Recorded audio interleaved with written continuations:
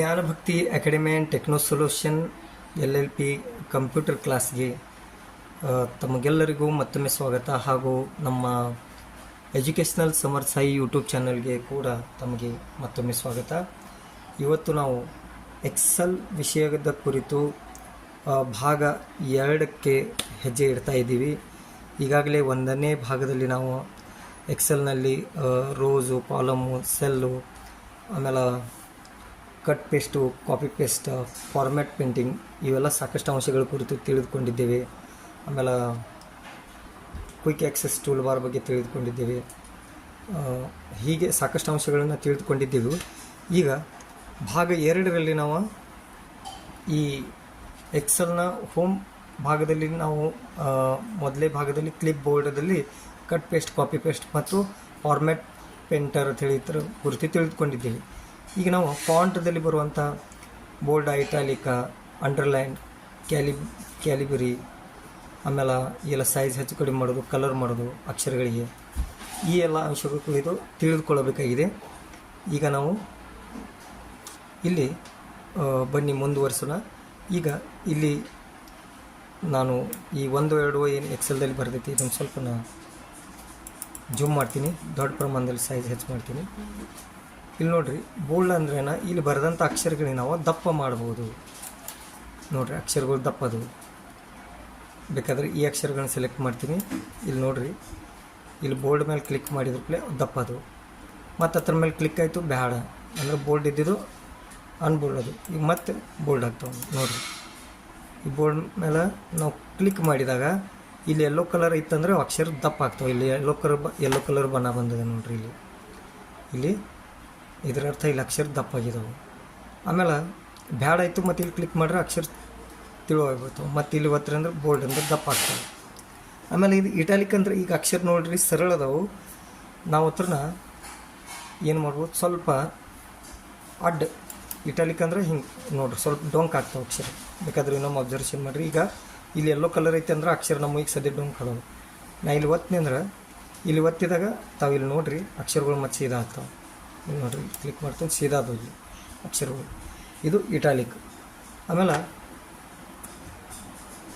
Underline ಅಂದ್ರೆ ಈ ಬರೆದಂಥ ಅಕ್ಷರಗಳ ಕೆಳಗೆ ನಾವು ಗೆರೆ ಹೊಡಿಬೋದು. ಇಲ್ಲಿ ಅಂಡರ್ಲೈನ್ ಪ್ರೊಗ ಒಂದು ಸಿಂಗಲ್ ಅಂಡರ್ಲೈನ್ ಅಂದ್ರೆ ಅಕ್ಷರಗಳ ಕೆಳಗೆ ಒಂದು ಗೆರೆ ಬರ್ತದೆ. ಮತ್ತು ಡಬಲ್ ಅಂಡರ್ಲೈನ್ ಅಂದರೆ 2 ಗೆರೆ ಬರ್ತವೆ. ಈ ಒಂದು ಗೆರೆ ಬರ್ತಿರ ನೋಡ್ರಿ, ಒಂದು ಗೆರೆ ಬಂದದ ಈಗ ಅಕ್ಷರಗಳ ಕೆಳಗೆ. ಆಮೇಲೆ ಡಬಲ್ ಅಂಡರ್ಲೈನ್ ಅಂದ್ರೆ ಇಲ್ಲಿ ಕ್ಲಿಕ್ ಮಾಡಿರಿ ಅಂದ್ರೆ ಡಬಲ್ ಗೆರೆಗಳು ಬರ್ತವೆ. ನೋಡಿರಿ, ಅಕ್ಷರಗಳ ಕೆಳಗೆ ಡಬಲ್ ಗೆರೆ ಬಂದಾವೆ. ಇಲ್ಲಿ ನೋಡಿರಿ, ಇಲ್ಲಿ ಡಬಲ್ ಗೆರೆಗಳು ಬಂದವು. ಇನ್ನು ಇಲ್ಲಿ ಕ್ಯಾಲಿಬ್ರಿ ಅಂದರೆ ಇಲ್ಲಿ ಅಕ್ಷರಗಳನ್ನ ನಾವು ಇಲ್ಲಿ ಅಬ್ಸರ್ವ್ ಮಾಡ್ಕೋತೀವಿ. ನಾ ಇಲ್ಲಿ ಸೆಲೆಕ್ಟ್ ಮಾಡೀನಿ. ಅಕ್ಷರ ಸ್ಟೈಲ್ಗಳು ಚೇಂಜ್ ಆಕೋತ ಹೋಗ್ತಾವೆ. ನಮಗೆ ಯಾವ ಸ್ಟೈಲ್ ಬೇಕಲ್ಲ ಆ ಸ್ಟೈಲ್ ಚೇಂಜ್ ಆಕೋತ ಹೋಗ್ತವೆ. ನಾವು ನುಡಿಯಲ್ಲಿ ಕನ್ನಡ ಕೂಡ ಟೈಪ್ ಮಾಡೋ ಹೊತ್ನಾಗ ಇಲ್ಲಿ ನಾವು ಬಂದು ಸೆಲೆಕ್ಟ್ ಮಾಡ್ಕೋಬೇಕಾಗ್ತೈತಿ. ಒನ್ ಅಂಥೇಳಿ ನಾವು ಇಲ್ಲಿ ಯಾವ ಬೇಕು ಸ್ಟೈಲ ಆ ಸ್ಟೈಲಲ್ಲಿ ಅಕ್ಷರಗಳ ಸ್ಟೈಲ ನಾವು ಮಾಡ್ಕೋಬೋದು. ನೋಡಿರಿ, ಈಗ ನಾನು ಇಲ್ಲಿ ಎಲಿಫೆಂಟ್ ಅನ್ನೋ ಒಂದು ಸ್ಟೈಲನ್ನು ಸೆಲೆಕ್ಟ್ ಮಾಡ್ಕೊಂಡಿದ್ದೀನಿ ನೋಡಿರಿ. ಆಮೇಲೆ ಇಲ್ಲೇನದ ಅಕ್ಷರಗಳ ಸೈಜ್ ಹೆಚ್ಚು ಕಡಿಮೆ ಮಾಡ್ಕೋಬೋದು. ಈಗ ಸದ್ಯಕ್ಕೆ ಅದೆಷ್ಟೈತೆ ಅಂದ್ರೆ ಇಲ್ಲಿ ನೋಡಿರಿ 11 ಅದ. ನಾನು ಅದನ್ನು ಹೆಚ್ಚು ಮಾಡ್ಬೋದು, 22 ಮಾಡ್ಬೋದು, 26 ಮಾಡ್ಬೋದು. ಈಗ ನಾ 16 ಮಾಡ್ತೀನಿ. ಇಲ್ಲಿ ಡಬಲ್ ಕ್ಲಿಕ್ ಮಾಡ್ರೆ ಆಟೋ ಫಿಟ್ ಆಗ್ತದೆ. ನೋಡಿರಿ, ಅಕ್ಷರಗಳ ಸೈಜನ್ನು ಹೆಚ್ಚು ಕಡಿಮೆ ನಾವು ಇಲ್ಲಿ ಮಾಡ್ಬೋದು. ಆಮೇಲೆ ಇಲ್ಲಿ ಕೂಡ ಸೇಮ್ ಅಕ್ಷರಗಳ ಸೈಜ್ ಹೆಚ್ಚು ಕಡಿಮೆ ಮಾಡ್ಬೋದು, ಇಲ್ಲ ಹೆಚ್ಚು ಮಾಡ್ಬೋದು, ಇಲ್ಲಿ ಕಡಿಮೆ ಮಾಡ್ಬೋದು. ಇಲ್ಲಿ ಸಣ್ಣ ಎ ಐತ್ಲೆ ಕಡಿಮೆ ಆಗ್ತೈತಿ, ಇಲ್ಲಿ ದೊಡ್ಡ ಎ ಐತ್ಲೆ ಅಕ್ಷರ ಸೈಜ್ ಹೆಚ್ಚಾಗ್ತದೆ. ಆಮೇಲೆ ಇಲ್ಲಿ ಏನೈತಿ, ಕಲರ್ ಒಂದು ಬಕೆಟ್ನಲ್ಲಿ ಕಲರ್ ಸುರಿದಂಗೆ ಐತ್ಲ ಅಕ್ಷರಗಳ ಬಾಕ್ಸಿಗೆ ಕಲರ್ ಆಗ್ತದೆ. ಇಲ್ಲಿ ನೋಡಿರಿ, ನಾನು ಇಲ್ಲಿ ಬಂದು ಇಲ್ಲಿ ಕ್ಲಿಕ್ ಮಾಡ್ತಾನು. ನೋಡಿರಿ, ಯಾವ ಕಲರ್ ಮೇಲೆ ಹೋಯ್ತನಲ್ಲ ಆ ಅಕ್ಷರಗಳ ಸುತ್ತಲೂ ಒಂದು ಕಲರ್ ಸೆಲೆಕ್ಟ್ ಆಗ್ತಾಯಿದೆ. ಇದು ನೋಡಿರಿ, ಹಳದಿ colour, blue, sky blue colour. ಏನು ಮಾಡ್ತೀನಿ, ಇಲ್ಲಿ ಸ್ಕೈ ಬ್ಲೂ ಕಲರ್ ಸೆಲೆಕ್ಟ್ ಮಾಡ್ಕೊತೀನಿ. ಆಮೇಲೆ ಇಲ್ಲೇನು ಮಾಡ್ತೀನಿ ನಾನು, ಇದೇನೈತಿಲ್ಲ ಏತಿಲಿ ಕಲರ್ದು ಐತಿಲ್ಲ, ಇದು ಅಕ್ಷರಗಳಿಗೆ ಕಲರ್ ಆಗ್ತದೆ. ಇದೇನೈತಿ ಅಕ್ಷರಗಳ ಸುತ್ತಲೂ ಬಾಕ್ಸಿಗೆ ಕಲರ್ ಆಗ್ತದೆ. ಇದೇನೈತಿ ಡೈರೆಕ್ಟ್ ಅಕ್ಷರ ಕಲರ್ ಆಗ್ತದೆ. ನೋಡಿರಿ, ಇಲ್ಲಿ ನೋಡಿರಿ, ಸನ್, ಮಂಡೇ ಇವೆಲ್ಲ ಹೆಂಗೆ ಅಕ್ಷರಗಳ ಕಲರ್ ಚೇಂಜ್ ಹಾಕೋತ ಬಂದ್ರಿ. ನಾ ಇಲ್ಲಿ ಎಲ್ಲೋ ಸೆಲೆಕ್ಟ್ ಮಾಡಿರಿ, ಎಲ್ಲೋ ಆಗ್ತದೆ. ಯಾವ ಕಲರ್ ಬೇಕಾದ ಕಲರ್ ಇಲ್ಲಿ ಸೆಲೆಕ್ಟ್ ಆಗ್ತದೆ. ನೋಡಿರಿ ನಾ ಈ ಕಲರ್ ತೊಗೊಂಡು ಇಷ್ಟು ಫಾಂಟ್ದಾಗ ಇವೆಲ್ಲ ಇಷ್ಟು ಬರ್ತವೆ. ಆಮೇಲೆ ನೆಕ್ಸ್ಟ್ ಬರೋದು ನಾವು ಇಲ್ಲಿ ಅಲೈನ್ಮೆಂಟ್ದಾಗ ನಾವು ಪ್ರಾಕ್ಟೀಸ್ ಮಾಡಬೇಕಾದ್ರೆ ಒಂದು ಸ್ವಲ್ಪ ಹೊಸ ಪೇಜ್ ತೊಗೊನು, ಸೈಜ್ 100ಕ್ಕೆ ಇಟ್ಕೊಂಡು ಇಲ್ಲಿ ನೋಡಿರಿ ನೀವು ಅಂಥೇಳಿ ಪೇಜ್ ತೊಗೊಂಡು ಬ್ಲ್ಯಾಂಕ್ ಇಲ್ಲಿ ಕ್ರಿಯೇಟ್ ಅನ್ನೋದು. ಈಗ ನಾವು ಅಲೈನ್ಮೆಂಟ್ ಭಾಗ ತಿಳ್ಕೊಬೇಕಾದ್ರೆ ಸ್ವಲ್ಪ ಏನು ಮಾಡೋಣ, ಸೆಲ್ಗಳ ಸೈಜ್ ಸ್ವಲ್ಪ ಹೆಚ್ಚು ಮಾಡ್ಕೊಂಡು ಇಲ್ಲಿ ನೋಡಿರಿ ನಾವು ಇಲ್ಲೇನೋ ಟೈಪ್ ಮಾಡಿದ್ವಿ, ಜ್ಞಾನ ಭಕ್ತಿ ಅಂತ ಟೈಪ್ ಮಾಡೋದು.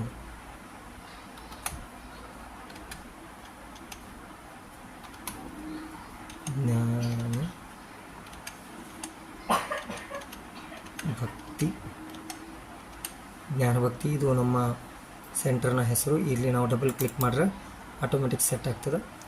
ಈ ಜ್ಞಾನ ಭಕ್ತಿ ನಾನು ಸ್ವಲ್ಪ ಕಾಲಮ್ ಮತ್ತು ರೋಸ್ ಸೈಜ್ ಸ್ವಲ್ಪ ಹೆಚ್ಚು ಮಾಡ್ಕೊಂಡು ಅಂದ್ರೆ ನಮ್ಗೆ ಅಲೈನ್ಮೆಂಟ್ ಬಗ್ಗೆ ಗೊತ್ತಾಗ್ತದೆ. ಇಲ್ಲಿ ನೋಡಿರಿ ನಮ್ಮ ಅಕ್ಷರ ಇಲ್ಲಿ ಕೆಳಗೆ ಬಂದದ, ನಾವು ಇಲ್ಲಿ ಹೋಗಿ ಒತ್ತಿದ ಮೇಲೆ ಅಕ್ಷರ ಮೇಲೆ ಬತ್ತು, ಇಲ್ಲಿ ಒತ್ತಿದ ನಂತರ ಅಕ್ಷರ ಸೆಂಟ್ರಿಗೆ ಬರ್ತದೆ, ಆಮೇಲೆ ಇಲ್ಲಿ ಒತ್ತರ ಅಕ್ಷರ ಕೆಳಗೆ ಬರ್ತದೆ, ಆಮೇಲೆ ಇಲ್ಲಿ ಒತ್ತರ ಅಂದ್ರೆ ನೋಡಿರಿ ದಂಡಿಗೆ ಇರ್ತದೆ ಮತ್ತು ಮ್ಯಾಲದು. ಇಲ್ಲಿ ಒತ್ತರ ಅಂದ್ರೆ ನಡಬರ್ಕ್ ನೋಡಿರಿ ಇಲ್ಲಿ ನಡಬರ್ಕ್ ಬರ್ತದೆ, ಇಲ್ಲಿ ಪೂರಾ ದಂಡಿಗೆ ಬರ್ತದೆ. ನಡಬರ್ಕ್ ಐತಿ ಅಂದ್ರೆ ಮ್ಯಾಲೂ ಇಲ್ಲ ಕೆಳಗೂ ಇಲ್ಲ ಅಂದ್ರೆ ನಡಬರ್ಕ್ ಐತಿ ಮತ್ತು ದಂಡಿಗೆ ಐತಿ ಅನ್ನೋ ಅಲೈನ್ಮೆಂಟದ್ದು ನೋಡಿರಿ.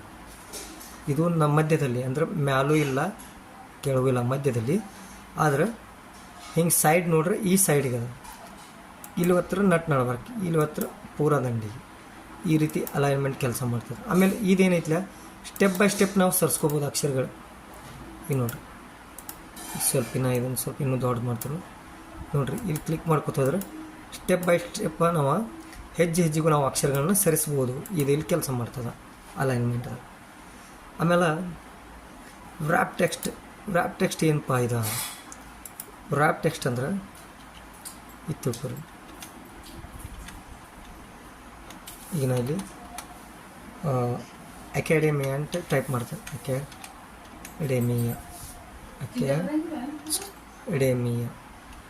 ಅಕಾಡೆಮಿಯಾ ಅಂಥೇಳಿ ನಾವು ಟೈಪ್ ಮಾಡಿದಾಗ ಆಟೋ ಫಿಟ್ ಮಾಡೋದು. ಇಲ್ಲಿ ಹೋಗಿ ವ್ರ್ಯಾಪ್ ಟೆಕ್ಸ್ಟ್ ಅಂತ ಮಾಡಿದಾಗ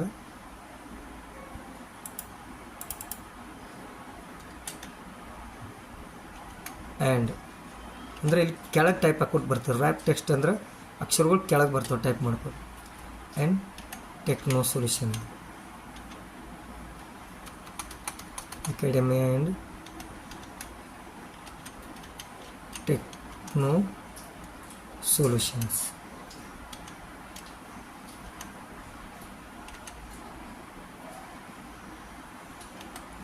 TION ಟೆಕ್ನೋ ಸೊಲ್ಯೂಷನ್.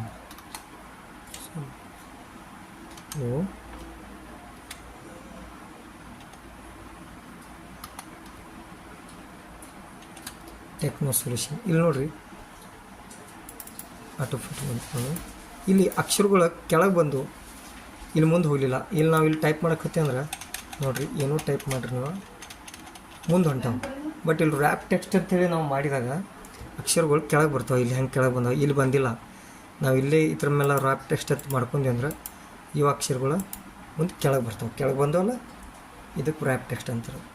ಆಮೇಲೆ ಈಗ ನಾವು ನೆಕ್ಸ್ಟ್ ಹೋಗೋಣ, ಇವೆಲ್ಲ ಕಂಟ್ರೋಲ್ Z ಹೋಗ್ಸೋನು ಮೊದಲಿನ ಹಂಗೆ ಮಾಡ್ಕೊಂಡು. ಇನ್ನು ಮರ್ಜ್ ಆ್ಯಂಡ್ ಸೆಂಟರ್ ಹೆಂಗೈತಿ ಈಗ ತಿಳ್ಕೊಂಡು ನಾ ಇಷ್ಟು 3 ರೋಸ್ಗಳನ್ನ ಮತ್ತು 4 ಕಾಲಮ್ಗಳನ್ನ ಇದನ್ನು ಮಾಡಿದ್ದೀನಿ. ಇಲ್ಲಿ ಹೋಗಿ ಮರ್ಜ್ ಆ್ಯಂಡ್ ಸೆಂಟರ್ ಮೇಲೆ ಕ್ಲಿಕ್ ಮಾಡ್ರೆ ಇದು ಒಂದು ದೊಡ್ಡ ಒಂದು ಸೆಲ್ ತಯಾರಾಯ್ತು ನೋಡ್ರಿ. ಇಲ್ಲಿ ಇವು ಸಣ್ಣದು ಇಲ್ಲಿ ದೊಡ್ಡದೊಂದು ಸೆಲ್ ತಯಾರಾಯಿತು. ಅಂದ್ರೆ 4 ಕಾಲಮ್ ಮತ್ತು 3 ರೋಸ್ಗಳನ್ನ ಇಲ್ಲಿ 2ನೇ 3ನೇ 4ನೇ ರೋಸ ಹಾಗೂ ABCD ಕೆಲವು ಕಾಲಮ್ಗಳನ್ನು ನಾನು ಮರ್ಜ್ ಮಾಡಿ ಒಂದು ದೊಡ್ಡ ಸೆಲ್ಲನ್ನು ತಯಾರು ಮಾಡಿದ್ದೀನಿ. ನಾವಿಲ್ಲಿ ಟೈಪ್ ಮಾಡ್ಕೋಬೋದು ಏನು ಬೇಕಾದ್ರೆ. ನಾನಿಲ್ಲಿ ನನ್ನ ಹೆಸರು ಬರ್ತೀನಿ. ನಾನಿಲ್ಲಿ ಹೋಗಿ ಏನು ಮಾಡ್ರೆ ನಡ್ಬರ್ಕ್ ಬರ್ತದೆ. ಬೇಕಾದ್ರೆ ಬೋಲ್ಡು ಮಾಡ್ಕೋಬೋದು ಅಕ್ಷರ. ಸೈಜ್ ಹೆಚ್ಚು ಕಡಿಮೆನೂ ಮಾಡ್ಕೋಬೋದು ನೋಡಿರಿ. ಈ ರೀತಿ ಮರ್ಜ್ ಆ್ಯಂಡ್ ಸೆಂಟರ್ ಕೆಲಸ ಮಾಡ್ತದೆ. ಆಮೇಲೆ ನಾ ಇಲ್ಲೊಂದು ಸ್ವಲ್ಪ ಒಂದು ಹೇಳೋದು ನಾನು ನಿಮಗೆ ಮಾಡ್ತೀನಿ. ಏನು ಮಾಡೋದಂದ್ರೆ ನೋಡಿರಿ, ಈಗ ಇಲ್ಲೊಂದು ನಾನು ಏನು ಮಾಡ್ತೀನಿ ಅಂದ್ರೆ ಸ್ವಲ್ಪ ಸೈಜ್ ಸೆಟ್ ಮಾಡ್ಕೊತೀನಿ, ಜೂಮ್ ಇನ್ ಮಾಡ್ತೀನಿ. ಇಲ್ಲಿ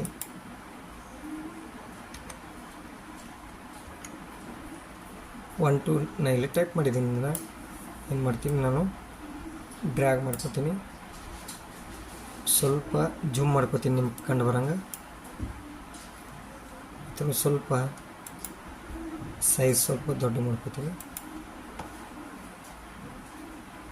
ಆಮೇಲೆ ಇಲ್ಲಿ ನೋಡಿರಿ, ಇದನ್ನ ಟೈಪ್ ಮಾಡಿದ್ದೀನಲ್ಲ, ನಿಮ್ಗೆ ಅನ್ನಿಸ್ತದೆ ಇದಕ್ಕೆ ಬಾರ್ಡರ್ ಅದಾವೆ, ಗಿರಿ ಬಾಕ್ಸ್ ಅದಾವೆ ಅಂತ ಅನ್ನಿಸ್ತದೆ. ಬಟ್ ಇಲ್ಲಿ ನೀವು ಇಲ್ಲಿ ಮ್ಯಾಲೆ ಹೋಗಿ ಪ್ರಿಂಟದಲ್ಲಿ ಪ್ರಿಂಟ್ ಪ್ರಿವ್ಯೂದಾಗ ಹೋಗಿ ಕ್ಲಿಕ್ ಮಾಡಿರಿ. ಇವಕ್ಕೇನು ಗೆರೆನೇ ಇಲ್ಲ ಈ ಪೇಜ್ದಾಗ. ಈ ಪೇಜ್ನಲ್ಲಿ ಯಾವುದೇ ರೀತಿ ಗೆರೆಗಳು ಇಲ್ಲ, ತಿಳಿತು? ನೀವು ಅಬ್ಸರ್ವ್ ಮಾಡ್ಬೋದು. ಆಮೇಲೆ ಹಾಗಾದ್ರೆ ಇಲ್ಲಿ ಗೆರೆಗಳು ಬರೋಂಗೆ ನಾವು ಏನು ಮಾಡಿದೆ, ಇಲ್ಲಿ ಹೋಗೋದು ಬಾರ್ಡರ್ಸ್ದಲ್ಲಿ ಹೋಗಿ ಆಲ್ ಬಾರ್ಡರ್ಸ್ ಅಂದ್ರೆ ಪ್ರತಿಯೊಂದು ಬಾಕ್ಸಿಗೆ ಗೆರೆಗಳು ಬಂದುಬಿಡ್ತಾವೆ ನೋಡಿರಿ. ಈಗ ನಾನು ಇಲ್ಲಿ ಬಾರ್ಡರ್ ಹಾಕಿದ್ದೀನಿ, ಪ್ರಿಂಟದಲ್ಲಿ ಹೋಗಿ ಪ್ರಿಂಟ್ ಪ್ರಿವ್ಯೂ ಮಾಡಿದರೆ ನೋಡಿರಿ, ಇಲ್ಲಿ ಅಕ್ಷರಗಳಿಗೆ ಗೆರೆಗಳು ಬಾಕ್ಸ್ಗಳು ತಯಾರಾಗ್ಯಾವ. ಇದು ಬಾರ್ಡರ್ಸ್ ಇಲ್ಲಿ ಕೆಲಸ ಮಾಡ್ತದೆ. ಆಲ್ ಬಾರ್ಡರ್ಸ್ ಮತ್ತು ಸಾಕಷ್ಟು ಸೆಟ್ಟಿಂಗ್ ಅದಾವೆ. Bottom borders, top borders, left border, right borders, no borders, all borders, outside border, ಹೀಗೆ ಸಾಕಷ್ಟು ಅಂಶಗಳು ಇಲ್ಲಿ ಡೀಟೇಲ್ಸ್ ಇಲ್ಲಿ ಅದಾವೆ. ನೀವೆಲ್ಲ ಯೂಸ್ ಮಾಡಿ ನೋಡ್ಬೋದು ಬಾರ್ಡರ್ಸ್ದಲ್ಲಿ. ಈ ಅಂಶವನ್ನು ನಾನು ನಿಮ್ಗೆ ಹೇಳಿ ಮರ್ತೀನಿ. ಇನ್ನು ನಾನು ನೆಕ್ಸ್ಟ್ ಹೇಳ್ತಿರೋದು merge and centre. Merge and ಸೆಂಟರ್ದಲ್ಲಿ ಮರ್ಜ್ ಆ್ಯಂಡ್ ಸೆಂಟರ್ ಹೇಳೋದು ನಾನು ನ್ಯೂ ಪೇಜ್ ತೊಗೋತೀನಿ. ಇಲ್ಲಿ ನೋಡಿ, ಸ್ವಲ್ಪ ಇವು ನಿಮ್ಮ ರೋಸ್ಗಳು ಕಾಲಮ್ಗಳು ಅದಾವೆ. ನಾ ಇಲ್ಲಿ ಕೆಲವೊಂದು 3 ರೋಸು ಮತ್ತು ಇಷ್ಟು ಕಾಲಮ್ ಸೆಟ್ ಮಾಡ್ಕೋತೀನಿ. ಇಷ್ಟೆಲ್ಲ ಕೂಡಿ ನನಗೆ ಒಂದು ಸೆಲ್ ಆಗಬೇಕಾದ್ರೆ ಆ್ಯಕ್ಚುಲಿ ಇಷ್ಟು ಸಣ್ಣ ಸೆಲ್ ಇರ್ತದೆ. ಬಟ್ ನನಗೆ ಒಂದು ದೊಡ್ಡದು ಸೆಲ್ ಮಾಡಿ ಇದ್ರಾಗ ಒಂದೇನೋ ದೊಡ್ಡ ಹೆಡ್ಡಿಂಗ್ ಹಾಕ್ಬೇಕೈತೆ. ಅವಾಗ ನಾವು ಏನು ಮಾಡ್ದೆ, ಈ ಒಳಗಿನ ಗೆರೆಗಳು ಹೋಗ್ಬೇಕಾದ್ರೆ ಇಲ್ಲಿ ಹೋಗಿ ಮರ್ಜ್ ಆ್ಯಂಡ್ ಸೆಂಟರ್ ಮಾಡ್ರೆ ಅವೆಲ್ಲ ಕಾಲಮ್ ಮತ್ತು ರೋಸ್ಗಳು ಮರ್ಜ್ ಆಗಿ ಒಂದು ಸೆಲ್ ತಯಾರಾಗ್ತದೆ. ಇಲ್ಲಿ ನಾ ಏನು ಬೇಕಾದ್ರೆ ಟೈಪ್ ಮಾಡ್ಬೋದು. ಇಲ್ಲಿ ನೋಡಿರಿ, ನಾ ಇಲ್ಲಿ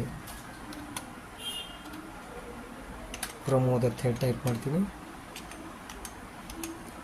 ಪ್ರಮೋದ್ ಅಂತ ಟೈಪ್ ಮಾಡಿದ್ದೀನಿ.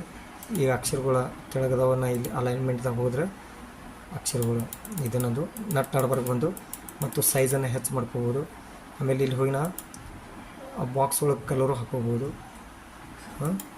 ಆಮೇಲೆ ಪ್ರಮೋದ್ ಎಂಬ ಅಕ್ಷರಕ್ಕೂ ಕೂಡ ಹೆಸರು ಕೊಡ್ಬೋದು. ಇದು ಮರ್ಜ್ ಆ್ಯಂಡ್ ಸೆಂಟರ್ದಲ್ಲಿ ಕಲರಿಂಗ್ ಹೇಳತ್ತಿಲ್ಲ, ನಾನು ನಿಮಗೆ ಹೇಳೋದು ಇಷ್ಟ. ಇಷ್ಟೆಲ್ಲ ಏನು ಸೆಲ್ಗಳದಲ್ಲ ಅದನ್ನು ಮರ್ಜ್ ಮಾಡಿ ಒಂದೇ ದೊಡ್ಡ ಸೆಲ್ ಮಾಡ್ಕೋಬೋದು.